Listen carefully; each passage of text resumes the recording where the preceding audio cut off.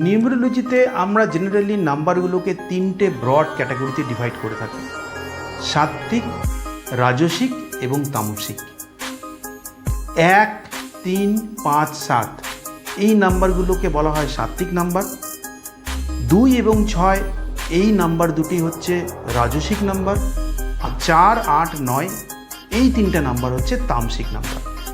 এখন আপনার চার্টে যদি সাত্ত্বিক নাম্বার বেশি পরিমাণে থাকে তাহলে আপনি ইনবোর্ন স্পিরিচুয়াল হবেন, দেবতা ভগবানের প্রতি আপনার ভক্তি থাকবে, আপনি মনের দিক থেকে দয়ালু হবেন, আপনার দান ধ্যান করতে আপনার অনেক বেশি আগ্রহ থাকবে।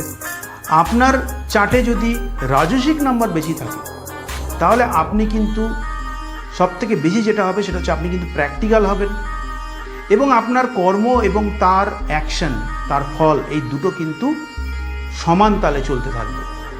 আর আপনার চার্টে যদি তামসিক নাম্বার বেশি পরিমাণে থাকে তাহলে আপনি কিন্তু ইগোয়েস্টিক হবেন এবং জীবনের প্রতি আপনার যে দৃষ্টিভঙ্গি, সেই দৃষ্টিভঙ্গি কিন্তু অনেকটাই নেগেটিভ ক্যাটাগরির মধ্যেই পড়বে। এখন আপনারা দেখুন যে আপনাদের চার্টে কোন নাম্বারগুলোর আধিক্য বেশি আছে, সাত্ত্বিক, রাজসিক না তামসিক। আপনাদের সুবিধার জন্য আমি কমেন্ট বক্সে একটা বার্থ চার্ট দিয়ে দিচ্ছি, যেটা কিনা আপনারা আপনাদের ডেট অফ বার্থের মাধ্যমে বানাতে পারবেন। এই স্যাম্পল বার্থ চার্টটা আপনারা দেখুন এবং অবশ্যই আমাকে কমেন্ট করে আপনাদের ডেট অফ বার্থটা জানান যে আপনাদের চার্টে কোন নাম্বারের আধিক্য বেশি রয়েছে।